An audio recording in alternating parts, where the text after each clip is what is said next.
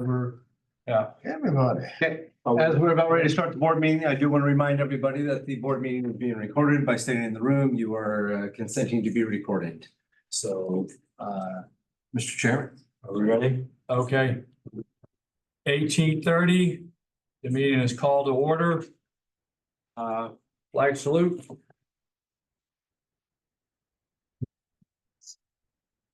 I pledge allegiance to the flag of the United States of America and to the republic which stands one nation under God, indivisible, with liberty and justice for all.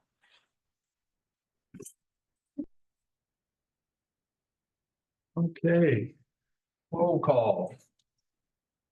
Neil. Present. Grant. Here. Susie. Here. Myself, I'm here, and Michael is excused. Okay. Additions, deletions, hearing. Excuse me, budget hearing. Our first thing tonight is a budget hearing for our 25-26 budget. Jill is working hard to put this together. This is the first budget she's done in Q. And so there was a learning curve here. Yes. I know how to do a budget. I didn't know how to get it to where it needed to be. So that was a learning curve, but it's done.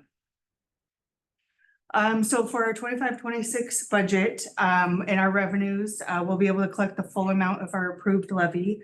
There are at times, we have to do a rollback because the cost will be more than $2.50 per thousand, but that's not expected this year.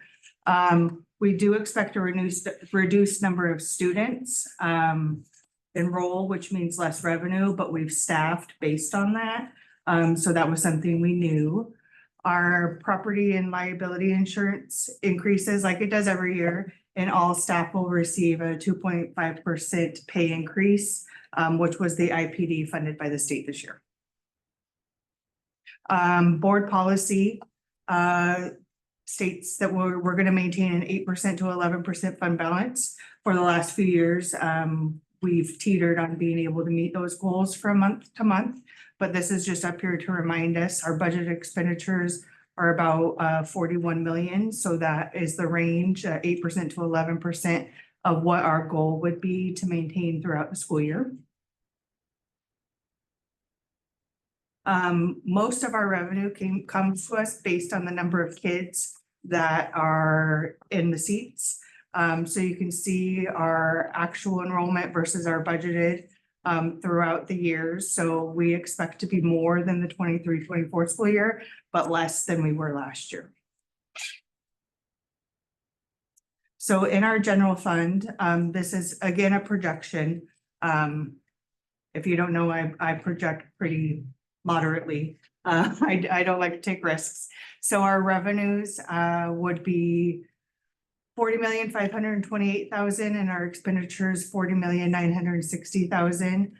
So giving us an ending fund balance of 2.6 million. Like I said, I project revenues very moderately, and our expenditures I try to do like what's the maximum.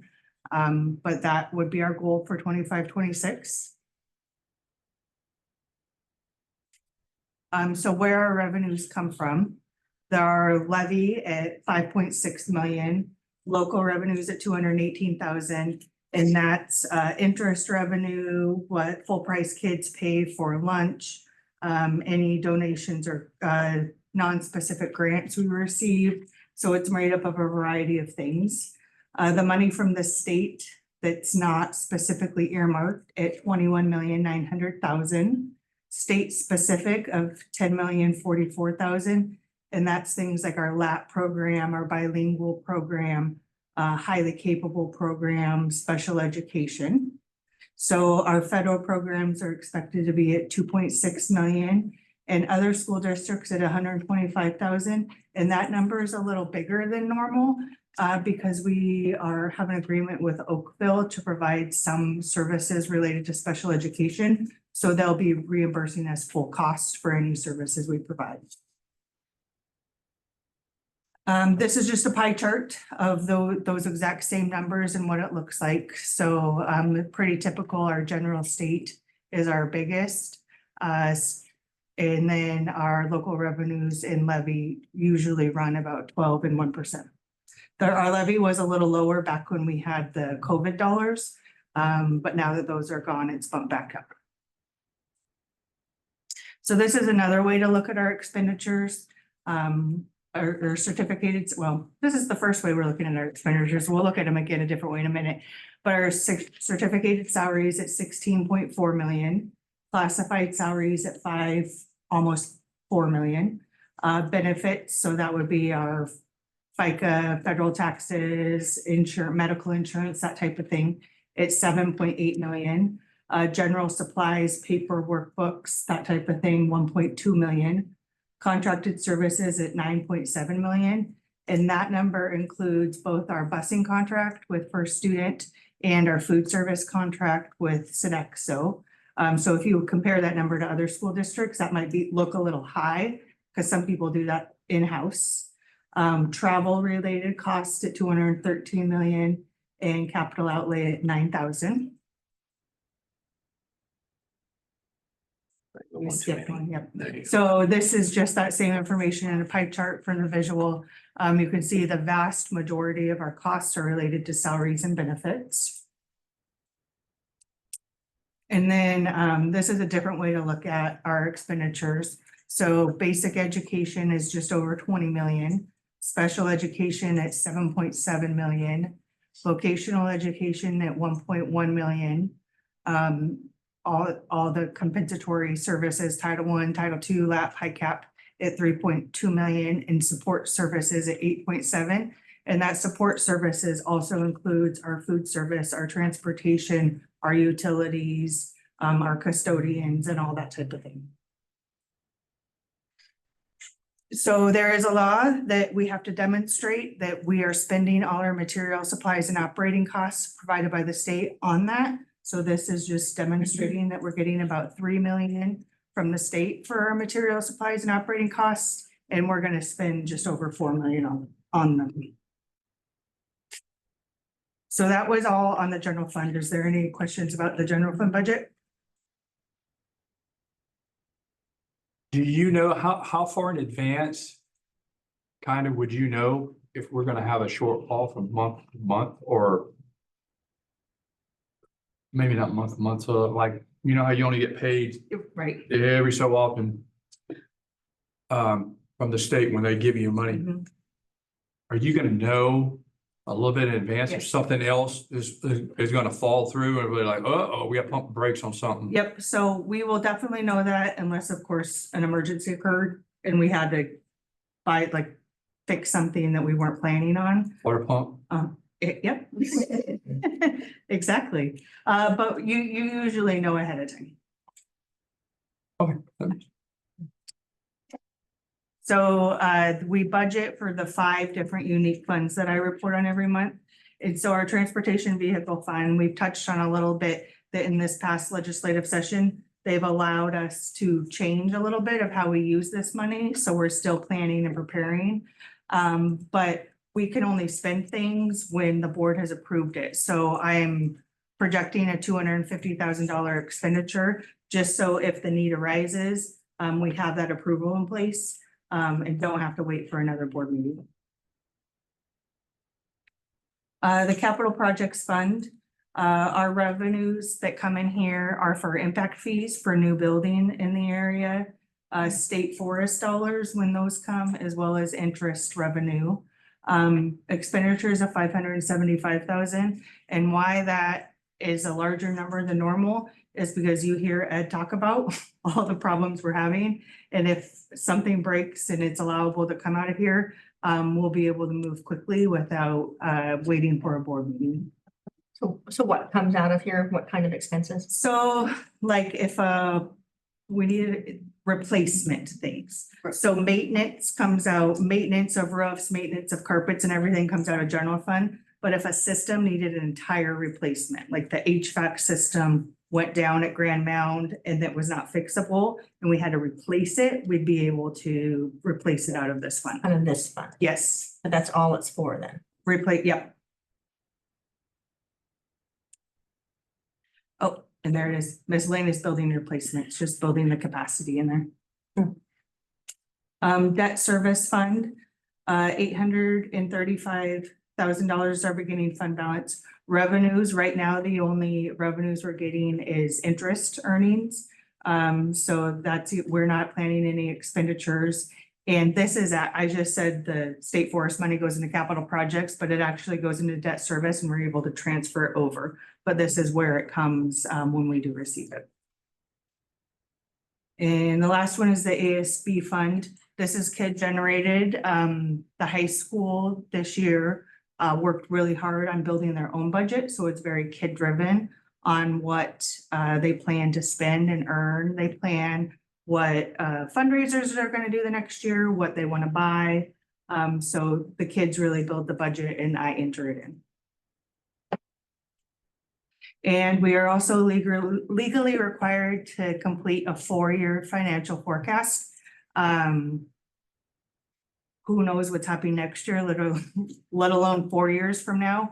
So this is all just assumptions of percent increase of expenditures. You'll see in year 4 in the general fund that we would have a negative ending fund balance. That's not going to happen. We're going to work to reduce if we need to. But it's a possibility if something doesn't come through and the legislature gives us more money or something changes.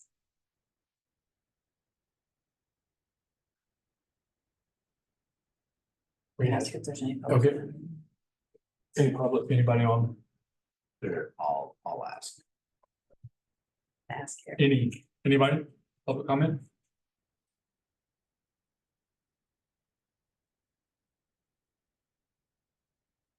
I had a question. Mhm. The MSOC, Yes. the material fund supplies and operating costs. Did we receive a bigger allotment from the state? I remember that was part of their things that were supposed to be given to the districts this year. We did receive a small increase in MSOPs, but it just doesn't keep up with the cost of living. We've all seen our own personal utilities increase, insurance rates increase. So we did receive more. It just didn't keep up with the cost of living. Still discussing. Yep. Yeah. And we didn't get any tree money, right? I haven't asked that question in quite a We have while. gotten some. I cannot quote the number on the top of my head, but we did receive some this year. I know we don't use that to budget, you know. Right, I don't budget for it. Learned our lessons there. Anybody online? On comment? No one has added their name. Okay, so we can go to the next one. right? Yep. Okay. Next slide. Yeah, okay. There we go. All right, so our next section is the budget extension that we need for the 2024-25 school year. And as Jill closes out the last budget, she'll explain to you why we need this. Yep. So as I've been presenting throughout the year on the budget report that you've seen, our expenditures have increased and we knew we were going to need a budget extension, but our revenues have also increased. So we need an extension because of new programs like Gear Up. When we did the budget last year, we didn't know Gear Up existed. So that's some money we need to account for. We've hired some extra program staff in special education to meet the needs of students. Several grants received like Gear Up, but then we received a device maintenance grant that replaced some student Chromebooks. We received a grant to develop certified multilingual education services, a state dual language program, and a grant for CTE programs. We did receive about just over 600,000 in special education safety net, transportation safety net. We got over 200,000 and the various grants. So the grants that caused us to have increased revenues also cause us to have increased expenditures. So the original approved expenditures that we did this time last year was 37,842 million, and the extension expenditures are 40,528,000. I do not expect to need that full 202,687,000, but I'm budgeting for that because if something were to happen tomorrow and we went over 2,687,000, there's actually a penalty in our next year's apportionment. So I want that capacity there just in case. Any public comment on this part of the budget?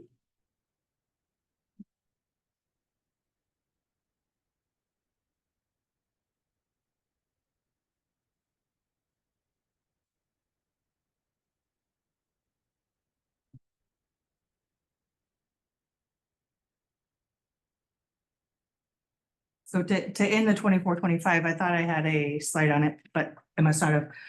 We're actually, what the original budget approved for an ending fund balance, we expect to end the year with more fund balance than originally budgeted. So even though we're asking for this increase, our ending fund balance is expected to be better than originally planned.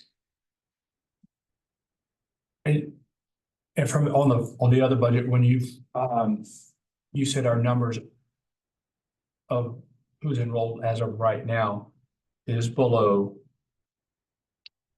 correct, of the number.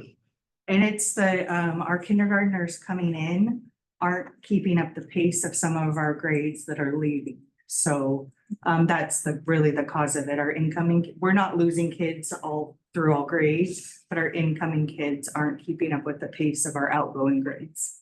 But that also normally changes early on in the year, correct? So that's the beginning of the year, and it will go up like, say, next month or something like that. And it can come That back is and it come down, right? But we want to budget conservatively because we only get the money for what kids show up. Right.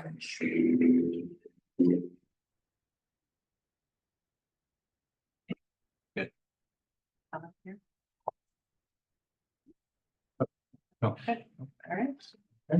Thank you, Jill. Thanks, Joe. Now, we're on to number 4. Consent agenda. Oh, okay. I thought there was any other. We need public comment. Yeah. For this, sorry, yes. You threw me off. I was sitting there reading. I'm like- sorry. I'm like, wait a second. No, we're good. We're good? Public, Okay. make sure that- Any public comments? Items that are on the agenda.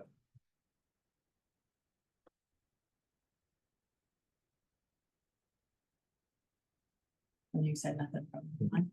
Nothing? Okay. Okay.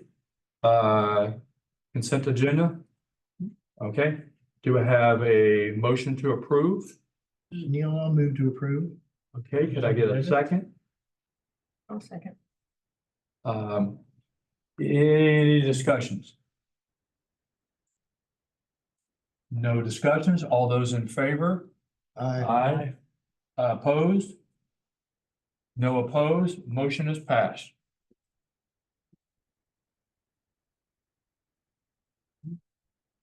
Superintendent's report. All right, so we are working hard to get ready for the school year. What you see here is pictures of our incoming kindergartners. This is the class of 2038. And yeah, isn't that crazy?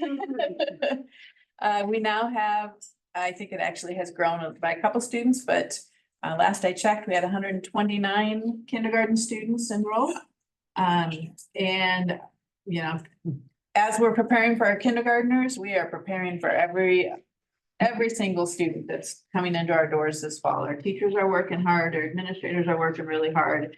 Our teachers have just finished doing success conferences, just a little while ago tonight, and they will be doing success conferences all day again tomorrow.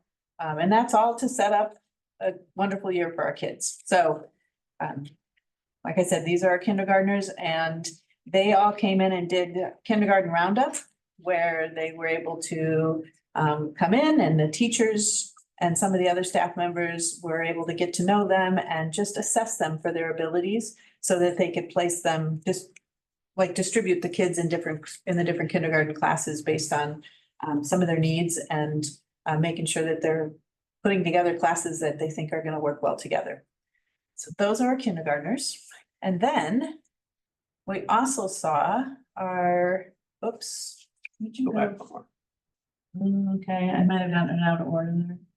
Go to there, next one, there you go. Then we have the class of 2032. And that's our incoming sixth graders. They're on the left-hand side. And they came in, all the sixth graders that are starting at the middle school came in and spent the day at school on Monday without most of the seventh and eighth graders weren't there. Some of them were there because you see them on the other side of the table there. The seventh and eighth graders, our leadership students, were there helping the kids prepare and get to know the school. They got to walk around the building, get into classrooms, just learn about, what it was gonna be like to be a student at our event. So they spent all day there at the middle school, and then on the right side of the screen, you see the freshman class of 2029. And they also came in and spent the day on Monday, just getting to know the building. And they too were the day was led by student leaders, which you see in the top picture there where the kids are sitting on the bleachers where they say, welcome freshmen. That's, there's Pam Johnson there. And then you see all of our leadership students that are there putting together a day to welcome our kids into school. So great groups of kids that are coming in to each of those buildings and going to make a big difference in those buildings, I think, with their attitudes and their smiles and approach to learning. Go back one slide now. The other thing that's been taking place is staff have been learning and preparing for the year. So on the right-hand side of the screen there, you see the administrative team. They were at a multi-tiered system of support conference where we spent 3 days really digging into what a different tiered system of support look for our kids and how can we put those into place in our buildings. Lots of good conversation and a really valuable time because with 3 new administrators, we had time to spend together, really getting to know each other and welcoming and kind of educating our new administrators on some of the systems and structures in our building already. On the far left, you see our brand new teachers. Justin did an amazing job working with our 12 new certificated staff. So there's 11 teachers and 1 counselor. And they spent the day with us maybe 2 weeks now. Where the pictures you see are when they were headed into Gate Schoolhouse for lunch. But that was after they had a tour of the district on a school bus. And after a morning of learning, and then after they had lunch at the Gate Schoolhouse, they went back and did some more learning. And they too were learning about systems and structures in the building, and then they were getting prepared. What do they need to know about how they're gonna get their paycheck, setting up they're just making decisions about retirement. Justin, what else do you want to share that you do with them? You spend it. Just learning about Rochester and the community and what the community is about. Yeah. So. It's a good day and some amazing new teachers that we're welcoming to our district. Are there any of them that are like kind of close by that are, yeah? I would, there's 2 or 3 that actually live in the school district. Oh, okay. And then I would say there's 8 of them that live within like just outside our boundaries. Oh, okay. Yeah, so everybody is very close within like a 15-minute drive of the school they work at. Yeah. It's very nice. Yeah. And then in the middle pictures there, you see staff coming together to learn. We had our teacher leaders together. They worked for a day. Gosh, that was last week on Tuesday. And spent a day really looking and digging into the unit planning process and then working with their principals in their buildings. Then last week, everything's blending together as I'm talking about this. But last Wednesday, we had all staff and they were all back in their buildings, working with their principals all day. And then on Thursday, we invited Maria Nielsen, who she is from Solution Tree, which is a person we met during the PLC process that we've been going through, and talked to us and continued our learning about unit planning around standards. So our learning standards, what are our essential standards? How are we gonna develop a unit plan around that? And then how are we gonna plan intentionally to work with our tier 2 students when when students are struggling along the process? So a really good day with her. And then Tuesday, that was yesterday, right? Yep. The teachers were all back in the building again. We had a big kickoff. We had our breakfast and we had a big kickoff at RHS with everybody all together in the gym. And then teachers went back to the building and had some more time just getting to know with all the teachers and the EAs. Everybody was back in the building. So another long day, but a good day with work preparing for the year with their principals. So that's what's been going on there. And then there we go. I just want to remind you that we do have a new app. So I want to encourage you to download it. You probably would not need to download it for the communication part of it, which is this is going to be where a lot of our teachers, instead of using Remind next year, we're using what's called Rooms, which is connected to our new webpage. But the app will also just allow you to see school announcements and school celebrations. It's kind of like Facebook, only it's a Rochester Facebook where you can actually see things happening. Anything to add to that, Justin? Lots of calendar events. Yes. And we've been working really hard to make sure all the calendar events are up to date in each building. So. Yep. And when you download it, you can see you do a search for Rochester School District, Washington, and then you know you found the right app. Last thing is our upcoming events. So as I said today, our teachers were spent all day with students and families. They'll do the same again tomorrow, welcome them into the building and setting them up for success. On the 2nd, it's the first day of classes for our students. We have a home volleyball game on September 8th. That's the first home volleyball game. We have a district-wide back-to-school bash. This is the 3rd year that we've done this, maybe 5th year that we've done this. And if you haven't come before, it is a really neat celebration. Families are out and we do it out on the Grand Mound playground. But lots of different community resources are available, as well as just information for our families about different activities for kids, athletic connections for kids, different school connections for kids. So all kinds of information that's just spread out on the playground in a structured way, but people can visit the booths they choose to visit. And then the Reptile Man starts at 6 o'clock. So if you haven't seen the Reptile Man, that's definitely somebody to see. We have our first home football game the evening after the back to school bash. So the back to school bash is from 5 to 7, and then the home football game starts at 7 o'clock. So you can have a good parking spot at Grand Mound and walk right over to the football field. We have a work session on the 10th of September. That came out of order there. I'm sorry about that. So before you go to the back to school bash, 2 days before that, you need to go to your work session. And then we do have a board meeting on the 24th. And then I just want to make sure that you're aware we have a board work day on Saturday, October 4th. And we'll talk a little bit about that on September 10th. But if between now and the 10th, you want to make sure the 4th is going to work for our Saturday board work day, that would be great. Those are my updates. Oh, Okay. Okay. all right, thank you.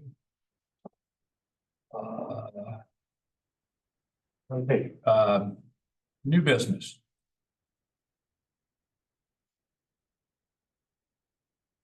First, we're gonna do first, is it just first read? First reading? Okay, all right. So this is first reading on 3 policies that we looked at our last work session.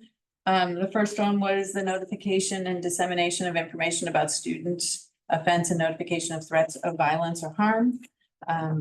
You can see that it explains how the district receives and shares information about student offenses or threats. The reasons for the revision was related to the updated Parents' Right bill that came out of the last legislation, but clarifying that we need to be communicating with parents when things happen. So the items that they were referencing, such as serious threats or violence, those are already things we were communicating with parents about, but now it's very clearly articulated in our policy that we will be doing that. We continue to do that. Policy 3210 is on non-discrimination, and that's the whole policy about is eliminating discrimination in schools.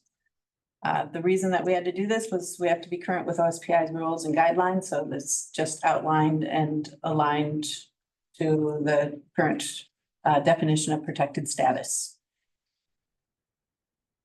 And then 4260 is about facilities. This one also, this is our facility use. So outlining how our community can come in and use our facilities when it's not being used by students. This policy, the changes made in this policy all aligned with the non-discrimination and equal access laws. There was a question when we talked about this about, as a district, do we have the ability to say no to an organization that we believe is not in the best interest of the district and our district students? And in our procedures, we do have that. And so I have printed that out for you, and you do have that tonight. And we'll have this on our agenda for our work session to talk a little bit more about. So if there's any more questions or changes you want to make to the policy, we can do that. But we do have language in our procedures that state that is the student superintendent can to make a decision to say no to an organization. And then if an organization wanted to appeal that, it would come to the board. So if we wanted to say, no, you can't use this facility, if I said that to somebody and they disagreed with me, they could come and appeal that decision to you. And that's in our procedures, not in the policy. But this is just first reading, so this is for information only tonight. Next question. How many organizations are currently using our facilities? It's an Andrea question.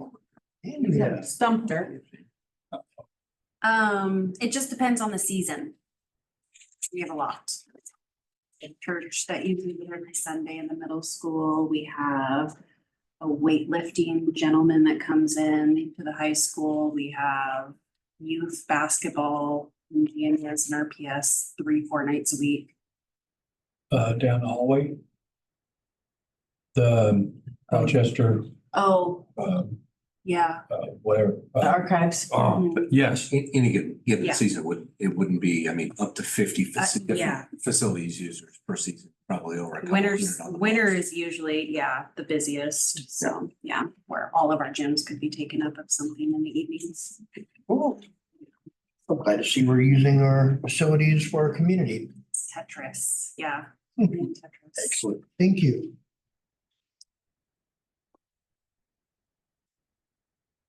the minimum basic education report. This is for your information. There is a copy there of the report that we submitted to the State Board of Education. And that's many questions that we have to answer to make sure where the state board is ensuring that we are doing what we are supposed to do as outlined by the state board. So they ask questions about curriculum issues, are we offering computer science to our kids? They ask questions about graduation requirements. Are we holding to the state standards for graduation requirements? They ask questions about really good example, state assessments. Are we giving the state assessments? So there's a lot of questions in there, and we have to go through and answer the questions accordingly. Like I said, you do have a copy of that if you want to peruse through it. If you have questions, just let me know. But we did get our certificate back that they approved or said, yes, we did successfully submit and we're doing what we're supposed to be doing. Well, wouldn't they know if we weren't taking the assessment? The assessments they would, yes. But there are some CBAs, classroom-based assessments that they wouldn't necessarily know. Oh, okay. Okay.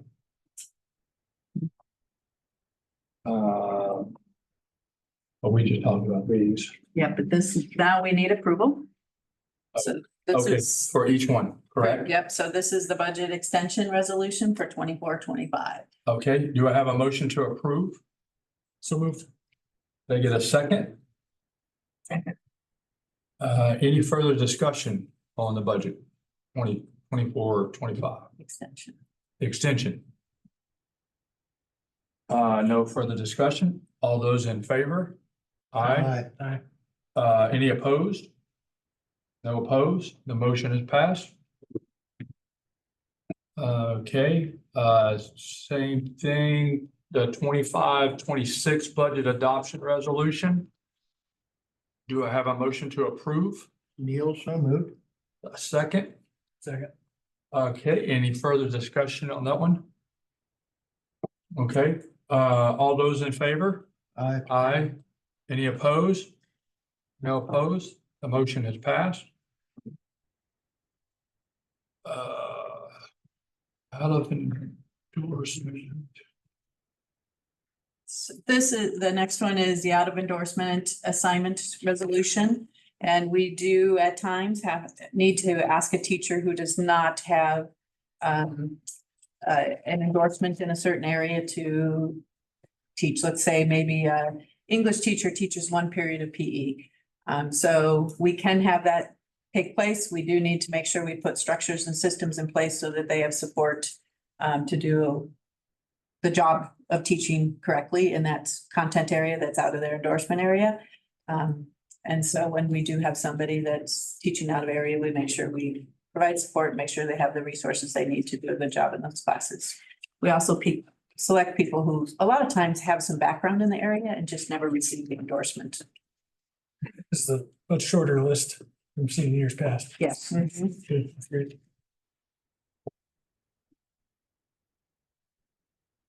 I'll move to approve. Okay, second, I'll second. any further discussions? All those in favor? Aye. Aye. Any opposed?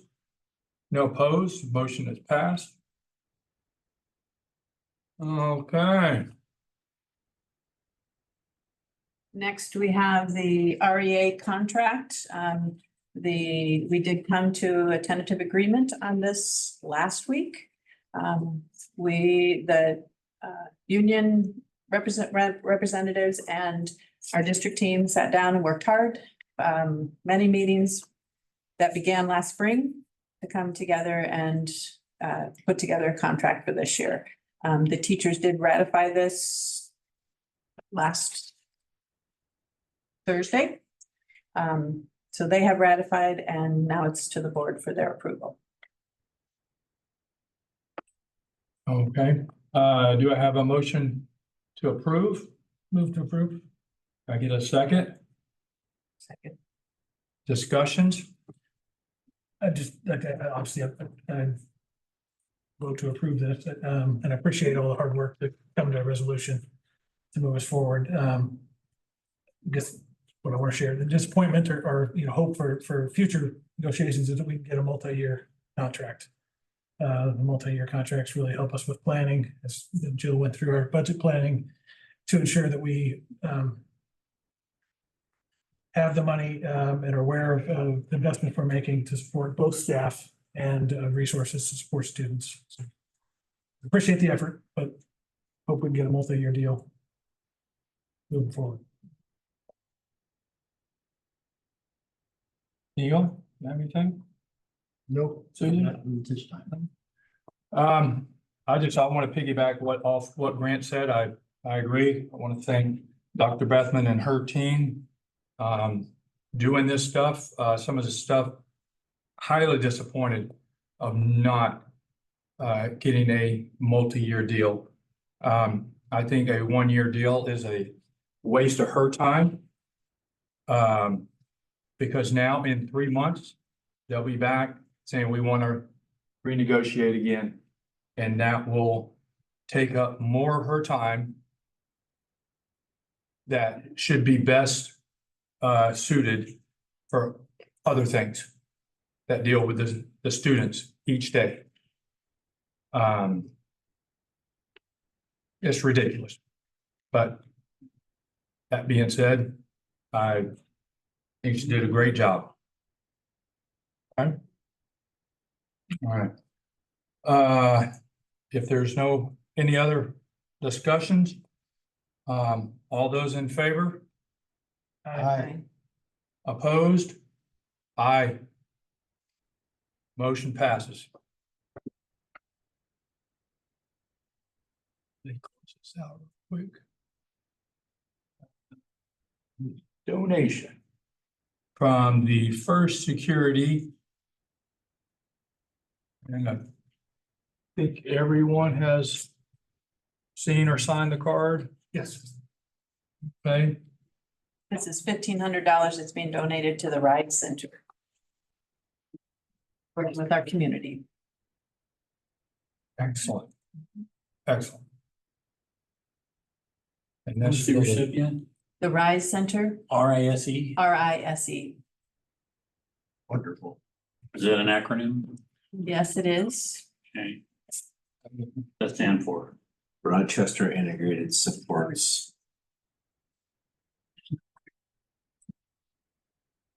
Rochester Integrated Supports. Yes. In education. Okay, well, thank you, First Security Bank. So, okay. Let's close that out. All right. I do have a motion to approve. So moved. Can I get a second, please? I'll second. Any discussion on that? Thank you. Thank you. Yes. All those in favor? Aye. Any opposed? No opposed. The motion is passed. And here we go. RHS donation Lady Warriors Basketball Academy. Yeah, my understanding is that the Lady Warriors Basketball Academy actually did a fundraiser for the RHS Girls Basketball Program, and that's the funds that you're seeing donated, the $1,515.84. That's awesome. Very cool. Okay, do I have a motion to approve? So moved. Can I get a second, please? I'll second. Go ahead, Susan. Okay. I'll Okay. second. Discussions? Again, thank you. Yeah, I had a question. Was that the lady that was here a month ago? No. Mm-mm. Okay, Oh, that was the high school coach. Yes. yes. Is that Been in here during the summer. That's two things go together? Well, she coaches the girls' basketball team who's receiving the donation. It was not the camp she was going to. Okay, That was what she was here to, yeah. okay, because that's the first thing I thought of was this right here. When okay. Wanted to clarify that. Okay, do I have a motion to approve? So Yes. moved. I think you got a motion. Yeah. Oh, Yes, and a second. oh, wait, that's like, oh, sorry. Oh, my bad. It's all right. We were at discussion. Okay, all those in favor? Aye. Aye. Any opposed? No opposed, the motion is passed. Okay. Are there any public comments? Got one. Okay. Any online too? No, we're good on. We're good? So 3 minutes. Okay, where's you have. Just- Okay, the board values the participation and input of the public and recognizes the need to foster involvement in a manner consistent with public health safety. Oral comments will be allowed during an in-person virtual participants wishing to address blah, blah, blah. Okay, the topic they wish to address. Okay, They have 3 minutes. you have 3 minutes, so I'm just cutting all this short. You have your 3 minutes, please. You can do it right there if you'd like. I think most of you know who I am, and know why I'm here. My name's Mark Weaver. I know for a fact that there are boys in the girls' locker rooms and bathrooms at the middle school. I think at the high school too, but I don't know that. I have a petition with more than 500 signatures from people around the community who want that to stop. No more girls or no more boys in the girls' locker rooms or the bathrooms or their sports. We have Title IX for a reason, and I'm asking that you guys have some courage and put a policy in place or a procedure in place, however that needs to happen, to stop that. Biology matters. We teach biology in the schools. Shouldn't we live by it? And shouldn't we speak truth to our children? So I'm asking that you guys put a policy in place to reflect Title IX, federal law, Title IX, and protect our girls. We need to keep, let truth prevail over everything else. So I guess it's a simple question to me is either the girls deserve their own private spaces to use the bathroom, to change their own private sports. A lot of women, a lot of people fought for a long time to get equal treatment for girls in schools and sports and all this stuff. So I don't understand why we're trying to erase that. And I understand the OSPI and all the state and all that puts a lot of pressure on the district. But there's a lot of districts around the state that have already stood up to it and put in their own policies to fight against it. So I'm asking you guys to do the same. So I'll leave it at that. Whoever wants this, there's more than 500 there. Thank you. And there's more in the community that I'll have more. Thank you. Any further, That's it. that's it? Okay, Yes, I have one online. okay. Please, hold on.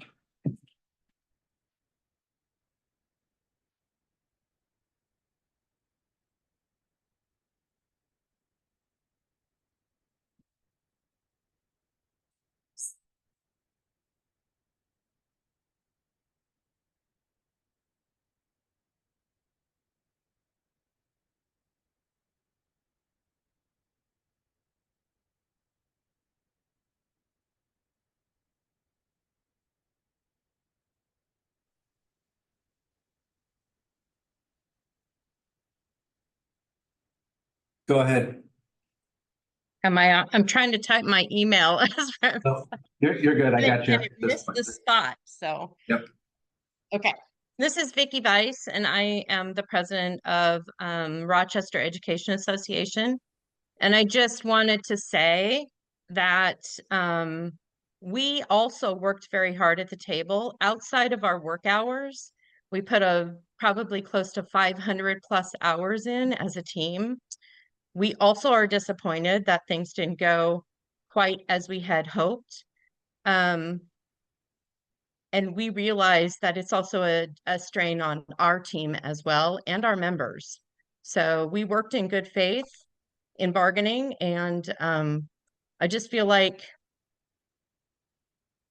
those comments were about shaming us instead of acknowledging that it took both sides to come to the table to come to an agreement. We both spent long hours and lots of time.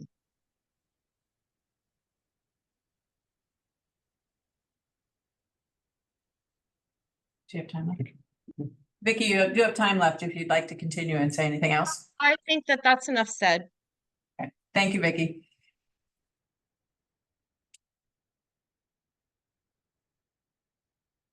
Anyone else? Right. Okay, What's your last name? Vice, BICE. BICE. Thank you. okay, it is 19:18. The meeting is adjourned.